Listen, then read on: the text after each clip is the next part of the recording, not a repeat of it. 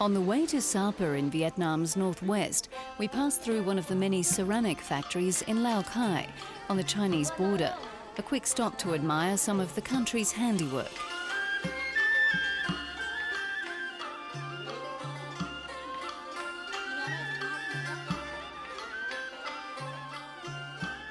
This is the end of the rail line from Hanoi, and to venture further, you'll need 4 wheels.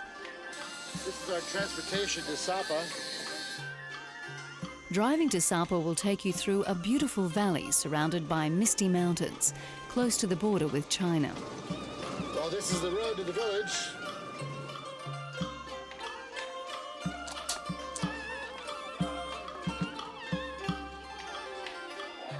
You'll also meet many of the tribespeople who've made this region their home.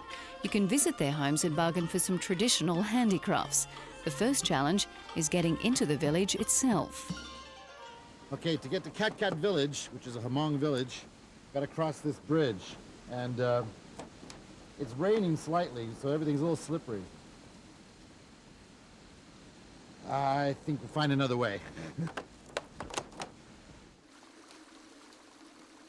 Cat Cat is also home to a UK-based NGO called Frontier Vietnam, a society for environmental exploration.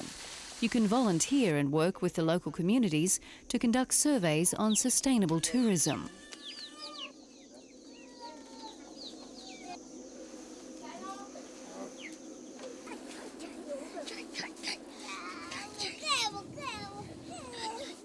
So adjusting from a nomadic way of life, where they were slash and burn farmers and used to move on every 7 years or so, the Hmong have actually settled in very well up here in northern Vietnam. They've learned to grow crops, they've learned to use fertilizer, and they've settled in very, very well. Wouldn't you say so? Yeah? Ironically, many of the villagers here are illiterate in Vietnamese, but have a good command of both English and French. Sapa itself is a hill station, established in 1922. It can get quite cool up here in the winter months, but you can escape the chill in some of the stunning colonial buildings.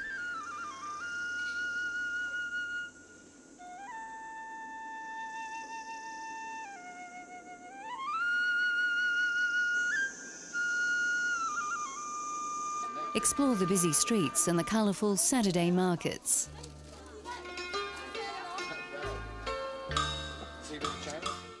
One thing that you must do when you come to Sapa is visit Cho Sapa, that's Sapa Market. It's definitely an experience.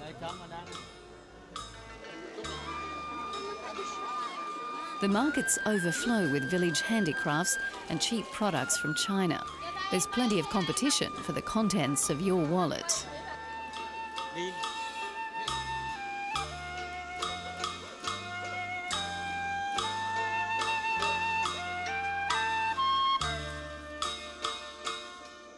Well, it's beautiful. Mountains and all of the, clouds floating around and everything. It seems to me that this place is in transition, though, because there's a lot of mobbing of Westerners. Wherever you go up and down the street, all of the native folks will try to sell you, and some of the stuff they make is very beautiful, but you gotta think that it's changed, like in the last 10 years.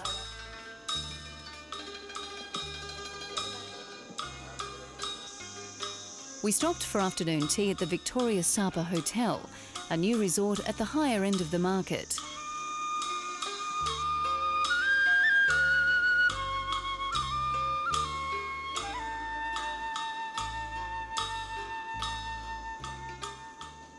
Tourists, what they can see is a beautiful nature, beautiful mountains, beautiful villages with different minorities, plus a typical Vietnamese village which is very quiet and calm. On the way home, a brief interlude took us back to school.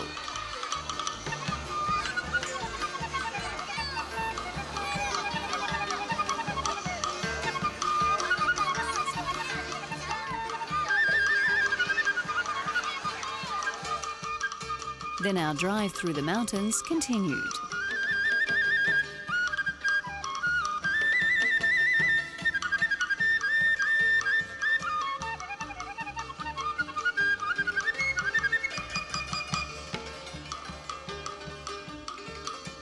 We ventured into another village hidden in the hills.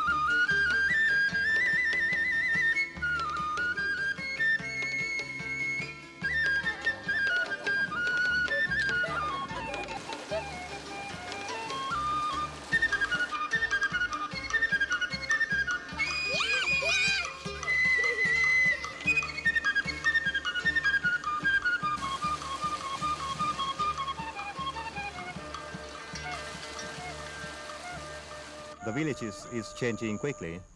You see, life standard is much better now, but I think there are some not very good changes.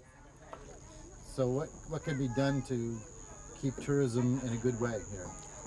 I think that education is very important because you see that naturally, when the people are poor, they want to find chance to earn money.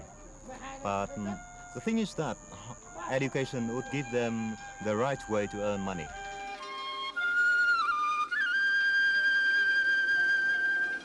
Onwards, the mist still clinging to the horizon, our wheels still turning. We're on our way to the old monastery. It was abandoned in the 40s by the French.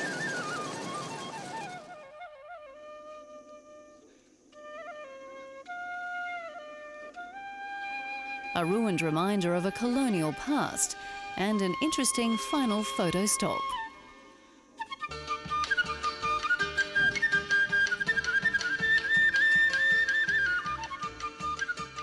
The monastery was built about 1920 and abandoned around 1946 during the resistance against the French by the North Vietnamese.